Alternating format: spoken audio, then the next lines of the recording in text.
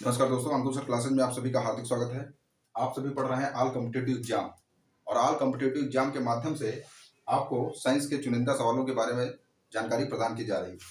आइए और नोट करते हैं क्वेश्चन फर्स्ट कि बल का मात्रक क्या होता है।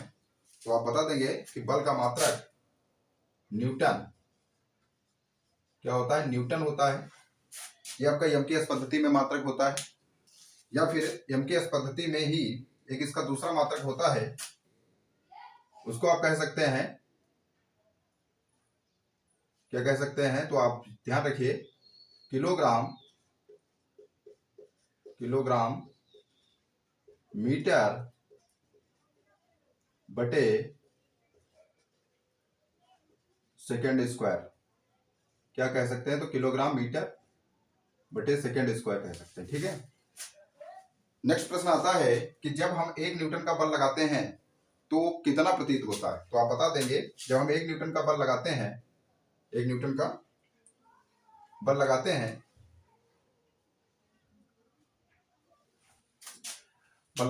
तो लगभग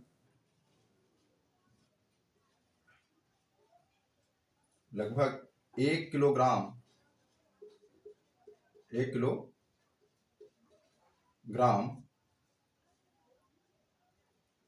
भार के बराबर प्रतीत होता है। भार के बराबर प्रतीत होता है।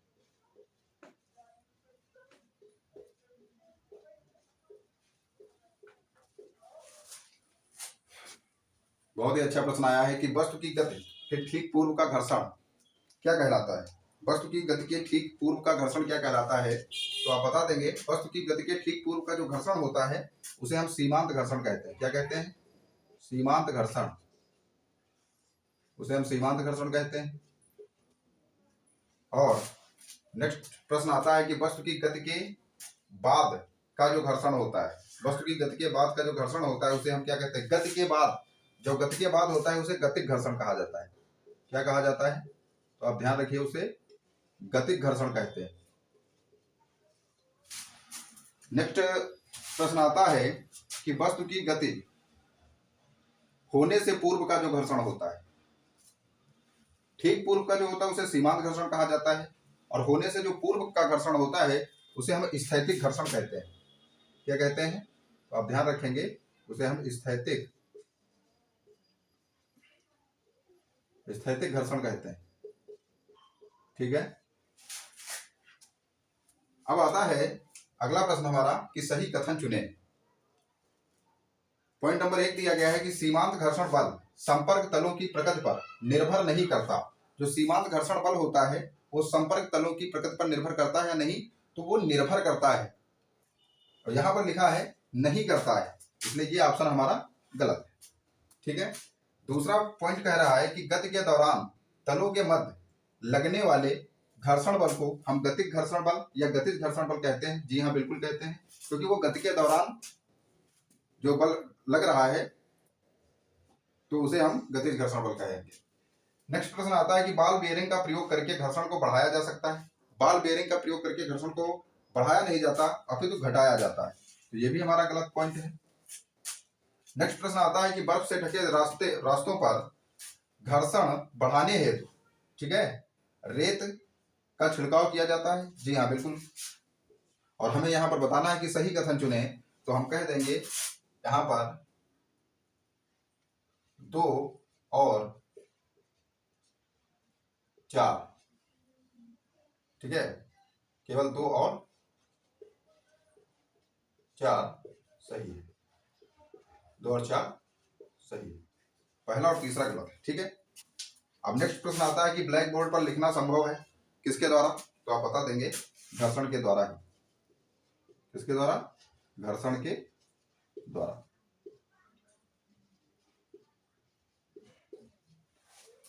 नेक्स्ट प्रश्न आता है कि मशीनों की दक्षता कम होने का कारण क्या है। मशीनों की दक्षता कम होने का कारण क्या है? मशीनों में लगे जो पुर्जे होते हैं उनमें घिसावट आ जाती है। पुर्जों की घिसावट और इनमें घर्षण भी इन पर फर्क डालता है। ठीक है, घर्षण के द्वारा भी ऐसा होता है। गुरुत्वाकर्षण नियतांक का मात्रक क्या है? तो गुरुत्वाकर्षण नियतांक का मात्रक जानने के पहले हम गुरुत्वाकर्षण बल के बारे में जानते हैं। यह दो पिंडों के मध्य लगता है और उन पिंडों के द्रव्यमान के गुणनफल के समानुपाती और पिंडों की दूरी के वर्ग के व्युत्क्रमानुपाती होता है।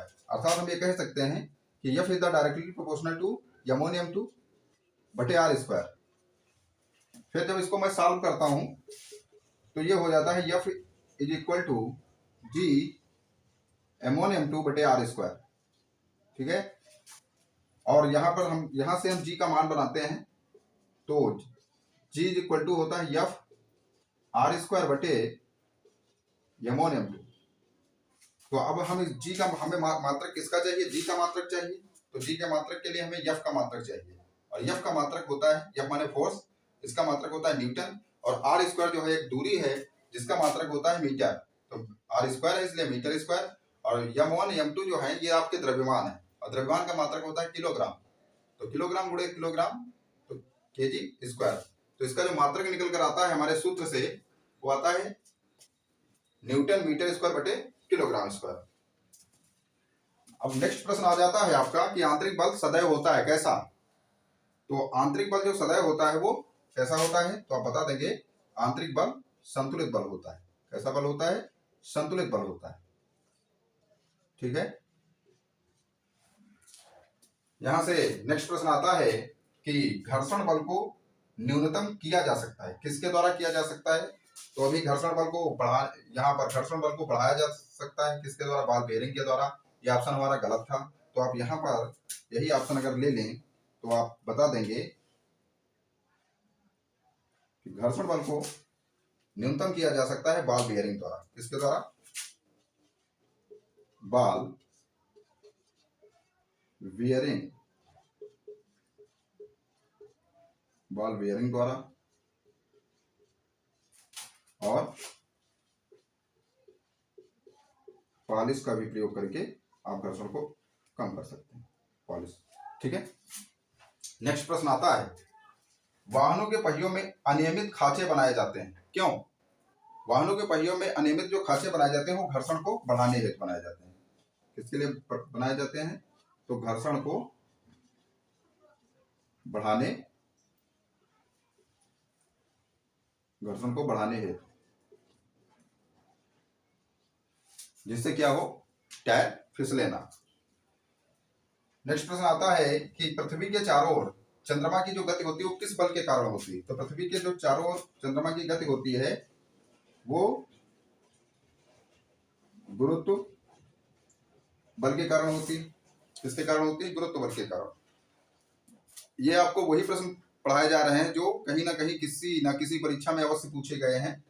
ठीक है, तो इस चैनल से आप सभी जुड़े रहें और ज्यादा से ज्यादा इस सेशन को शेयर करें।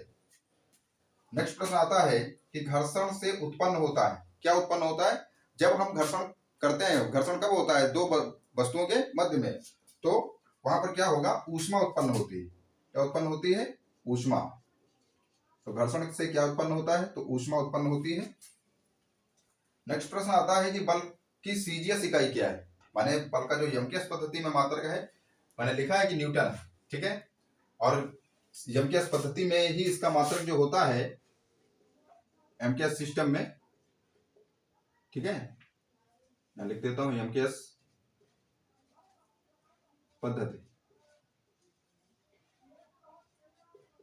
तो एमकेएस पद्धति में किलोग्राम मीटर बटे सेकंड स्क्वायर और या न्यूटन कह सकते हैं, जबकि बल की सीजीएस पद्धति में मात्रक जो होता है उसको हम डाइन कहते हैं। क्या कहते हैं? डाइन। तो सीजीएस पद्धति में जो मात्रक होता है उसे डाइन कहा जाता है। अब नेक्स्ट प्रश्न आता है कि प्रति एकांक क्षेत्रफल पर लगने वाला जो बल है, लगने वाला जो बल या प्रणोद, क्षेत्रफल पर लगने वाला प्रणोद या बल जो है उसे हम क्या कहेंगे? तो उसको हम कहते हैं दाब। क्या कहते हैं? दाब कहते हैं। और दाब का सूत्र क्या होता है? दाब का सूत्र होता है P बराबर F बटा A, यानी कि P बराबर F बटे A बल बटे क्षेत्रफल। ठीक है। द्रव की गहराई बढ़ने पर क्या होता है? द्रव की गहराई बढ़ने पर द्रव दाब बढ़ जाता है।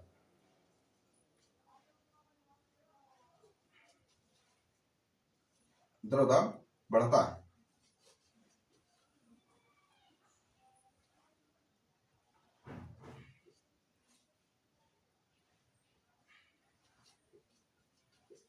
बढ़ता है। नेक्स्ट प्रश्न आता है, यदि वायु की आर्द्रता बढ़ती है तो वायुमंडलीय दाब क्या होगा? यदि वायु की आर्द्रता बढ़ जाती है तो वायुमंडलीय दाब भी बढ़ जाता है। क्या हो जाता है? बढ़ जाता है।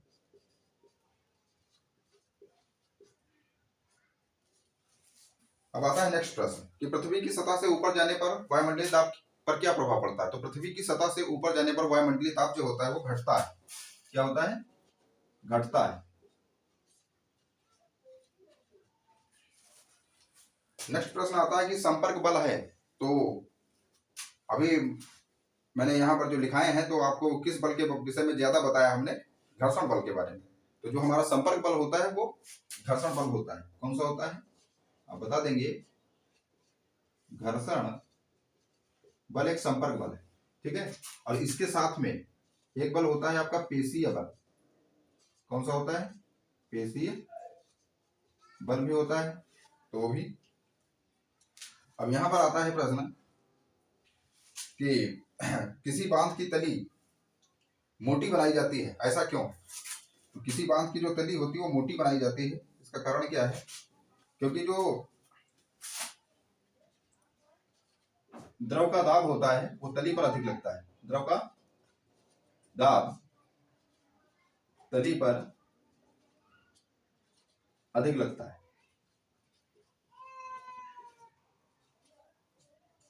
अधिक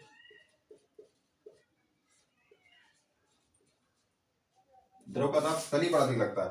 और अगर बांध की जो तली होगी वो मोटी नहीं बनाई जाएगी तो क्या होगा? वो तली टूट जाएगी और जो जल उसमें बांध में आ रहा है वो क्या करेगा? बह जाएगा और प्रलय हो जाएगा। ठीक है। इसलिए जो बांध की तली होती है उसे मोटी बनाया जाता है। लास्ट में एक आपका प्रश्न लिया गया है कि 120 सेंटीमीटर स्क्वायर क्षेत्रफल पर 120 सेंटीमीटर स्क्वायर क्षेत्रफल पर 30 न्यूटन बल लगाने पर दाब क्या होगा? और दाब का मैंने एक सूत्र लिख दिया है आपका कि P बराबर F/A होता है। तो आप यहाँ पर बता सकते हैं कि हमारे पास A जो है वो 120 सेंटीमीटर स्क्वायर है। अब इसको हम पहले मीटर में कन्वर्ट करेंगे। तो यहाँ हो गया 120 गुणे सेंटीमीटर। 1 सेंटीमीटर में कितना मीटर होता है? तो 1 सेंटीमीटर में 1/100 मीटर होता है। और स्क्वायर है, इसका मतलब हो गया 1/100 का अगर स्क्वायर कर दें तो ये मीटर में कन्वर्ट हो जाएगा। अब देखिए 30 न्यूटन का बल है तो यह बराबर हमारा 30 न्यूटन ही दिया गया है। ये आ जाता है। सूत्र के अनुसार हम इसको हल करते हैं कि P बराबर F/A। तो यहां आ जाता है आपका 120 गुणे 1/100 गुणे 1/100 और नहीं सॉरी हो गया था, F ऊपर रखना है हमें। तो ये आ जाता है 30 गुणे 30/A का मान है 120 और ये देखिए इसके बटे में 100 है तो 100 ऊपर चला जाएगा। यहाँ 100 गुणे 100 यहाँ हो जाएगा। ठीक है। अब यहां से हम डिवाइड इसको कर देते हैं। 30 अक्कम 30 और 30 चक्कू 120। 4 से इसको काट दीजिए। 25 चक्कू 100 होता है और 25 और 100 की जब गुणा होगी तो कितना आ जाएगा? 2500। तो 2500 क्या आया? न्यूटन बटे मीटर स्क्वायर। ये थी हमारी साइंस से संबंधित फिजिक्स की छोटी सी क्लास। कैसी लगी आपको हमारी क्लास? आप कमेंट बॉक्स में अवश्य कमेंट करिए और इस चैनल को ज्यादा से ज्यादा शेयर अवश्य करें। धन्यवाद।